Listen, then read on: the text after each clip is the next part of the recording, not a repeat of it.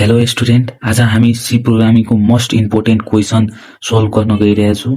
यो तपाईँ हेर्दै हुनुहुन्छ, यो सी प्रोग्राममा कन्फर्म आउने क्वेसन हो। यी 5 फिगर मध्ये तपाईँलाई एउटा क्वेसन एउटा फिगर इक्जाममा आउनेछ, जसको सिन्टेक्स र प्रोग्राम लेख्न तपाईँलाई क्वेसनले भनेको हुन्छ र त्यही आज हामी सोल्भ गर्नेछौँ कि यी फिगरहरू प्रोग्रामिङबाट कसरी लेख्नेछौँ र यसको सिन्टेक्स के हो। त लेट्स स्टार्ट। हाम्रो फिगर ए को सिन्टेक्स र प्रोग्राम रेडी छ।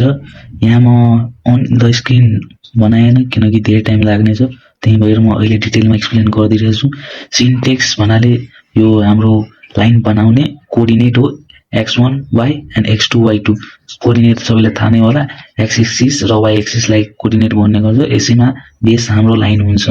त सिन्टेक्स थाहा भइहाल्यो। प्रोग्राम हामी बुझ्नेछौँ। प्रोग्राम सी प्रोग्रामिङ पढ्ने सबैलाई त थाहा नै होला, कुनै पनि प्रोग्राम रन गर्नुभन्दा पहिला हामीले यो सिन्टेक्स लेख्नै पर्ने हुन्छ। Include graphic dot H, include कनिक डट एच। यो ग्राफिक जुन फिगर बनाउने हुन्छ नि, यसमा युज हुने सिन्टेक्स यो दुईवटा हो। यो हामीलाई लेख्नै पर्छ प्रोग्राम रन गर्नको लागि। लेखेपछि त्यसपछि हामी int main bracket curly bracket start र त्यसपछि int graphic drive GD equal to detect GM graphic mode अनि सेमिकोलन हाल्नेछौँ। त्यसपछि int graphic bracket and graphic drive comma and graphic mode अनि क्लोज ब्राकेट, त्यसपछि सेमिकोलन हाल्नेछौँ। यसले हामीलाई हाम्रो कम्प्युटरलाई डिटेक्ट गर्न हेल्प गर्छ। र त्यसपछि हामी त्यो सिन्टेक्स माथिको सिन्टेक्स यहाँ लेख्नेछौँ लाइन, कि हाम्रो लाइन कहाँदेखि कहाँसम्म हुन्छ। यो 100 स्टार्टिङ लाइनको फेज हो। त्यसपछि हाम्रो लाइन कहाँसम्म एन्ड हुनेछ, 200 यो एन्डिङ पोइन्ट हो। 100 स्टार्टिङ हो, 200 एन्डिङ पोइन्ट हो। त्यसपछि गेट सिएच ब्राकेट सेमिकोलन, त्यसपछि क्लोज ग्राफिक ब्राकेट अनि रिटर्नमा 0 हाल्ने सेमिकोलन र क्लोज गर्ने। त्यसपछि कोडलाई रन भइहाल्छ। त्यसपछि एउटा यस्तो लाइन देखिनेछ तपाईँको स्क्रिनमा। र हाम्रो यसैको साथ फर्स्ट लाइन कम्प्लिट भयो। हामी अब सेकेन्ड सर्कल बनाउनेछौँ। हाम्रो सेकेन्ड सर्कल पनि रेडी भइसकेको छ र सर्कलको सिन्ट्याक्स XY रेडियस रहेछ। यो हाम्रो माथिको कोअर्डिनेट XY थियो, उसैमा त्यो बेस छ। र तपाईँलाई कोड त थाहा नै होला, include graphic dot H include कनिकेट लेख्नै पर्नेछ कुनै पनि कोड रन गर्नुभन्दा पहिला। इन्ट मेन कर्ली ब्रेसेस, यति त तपाईँलाई अहिलेसम्म थाहा नै भइहाल्यो। यदि सीको स्टुडेन्ट हुनुहुन्छ भने पहिलादेखि नै थाहा होला सबैलाई। र यहाँ चाहिँ int graphic drive equal to detect graphic mode semicolon लेख्नै पर्यो। इन्ट ग्राफिक एन्ड ब्राकेट भित्र and GD and graphic mode लेख्नै पर्यो सिलेक्ट गर्नको लागि। सर्कलको यहाँ सिन्टेक्स लेखिएको छ, सर्कल ब्राकेट 200 क्लोज अनि सेमिकोलन। त्यसपछि get CS bracket semicolon close graphic bracket semicolon return 0, यति त लेख्नै पर्यो। र यसलाई म अहिले एक्सप्लेन गर्दैछु यो कोअर्डिनेट कसरी बन्ने भनेको। 200 एउटा सेन्टर भयो। यो सेन्टर कहाँदेखि सर्कल स्टार्ट हुनेछ र यो 50 रेडियस छ कि कति ठुलो सर्कल बन्नेछ, यस 50 ले डिनोट गरेको छ। रेडियस इक्वल टु 50 हो। र यो 50 देखि यसरी एउटा सर्कल बन्नेछ। यो एउटा गोल, यहाँ म पेनले गर्दा हातले गर्दा राम्रो देखिरहेको छैन, तपाईँ कम्प्युटरमा गर्नु होला, राम्रो देखिन्छ। एउटा सर्कल बन्छ र यो हाम्रो कम्प्लिट भयो सर्कल। त्यसै गरी हामी अर्को रेक्टेङ्गलमा जान्छौँ। रेक्टेङ्गल ट्राई गर्छु बनाउन।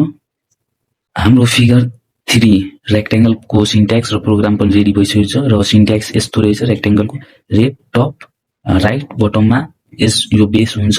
र प्रोग्राम अहिलेसम्म यदि भिडियो हेर्नुहुन्छ त तपाईँलाई थाहा नै भइहाल्यो, प्रोग्राममा यति कुरा लेख्नै पर्यो यहाँसम्म। यहाँ मेन यसको कोअर्डिनेट हो फिगर बनाउनको लागि।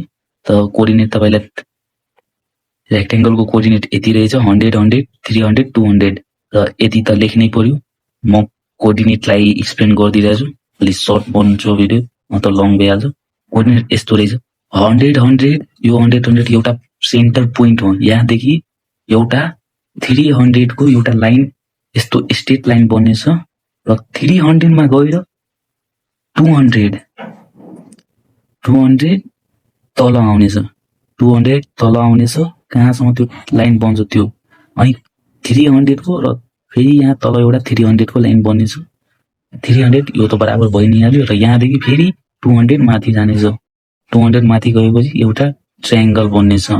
यहाँ चाहिँ राम्रो देखिन तर तपाईँ कम्प्युटरमा गर्नु होला राम्रो देखिन्छ। हाम्रो डी को फिगर पनि रेडी भइसकेको छ। यसमा म पुरै कोड लेखेन किनकि सबैलाई थाहा नै होला कि यति कोड इम्पोर्टेन्ट छ, यति लेख्नै पर्यो कोडलाई रन गर्नको लागि र लास्टको यति लेख्नै पर्यो। म यस बिचको प्रोग्राम डी फिगरमा भनिदिइरहेको छु। बिचमा यति int graphic and GD graphic drive अनि ग्राफिक मोडको तल रो चाहिँ मेन रहेछ, यति लेख्नै पर्यो फिगर डी बनाउनको लागि।